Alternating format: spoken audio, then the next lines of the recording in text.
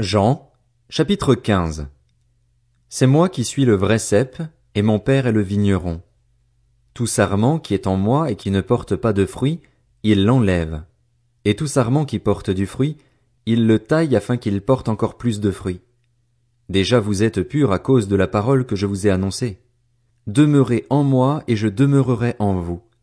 Le sarment ne peut pas porter de fruit par lui-même sans rester attaché au cep. Il en va de même pour vous si vous ne demeurez pas en moi. Je suis le cep, vous êtes les sarments. Celui qui demeure en moi et en qui je demeure porte beaucoup de fruits, car sans moi vous ne pouvez rien faire. Si quelqu'un ne demeure pas en moi, il est jeté dehors comme le sarment et il sèche. Puis on ramasse les sarments, on les jette au feu et ils brûlent. Si vous demeurez en moi et que mes paroles demeurent en vous, vous demanderez ce que vous voudrez et cela vous sera accordé. Ce qui manifeste la gloire de mon Père, c'est que vous portiez beaucoup de fruits. Vous serez alors vraiment mes disciples. Tout comme le Père m'a aimé, moi aussi, je vous ai aimé. Demeurez dans mon amour. Si vous gardez mes commandements, vous demeurerez dans mon amour, de même que j'ai gardé les commandements de mon Père et que je demeure dans son amour. Je vous ai dit cela afin que ma joie demeure en vous et que votre joie soit complète. Voici mon commandement. Aimez-vous les uns les autres comme je vous ai aimé. Il n'y a pas de plus grand amour que de donner votre vie pour vos amis. Vous êtes mes amis si vous faites ce que je vous commande.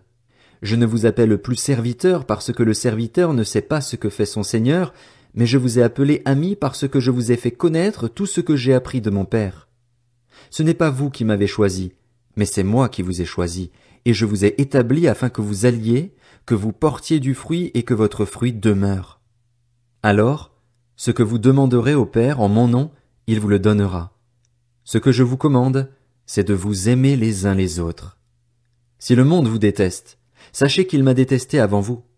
Si vous étiez du monde, le monde vous aimerait car vous seriez à lui. Vous n'êtes pas du monde, mais je vous ai choisi du milieu du monde. C'est pour cela que le monde vous déteste.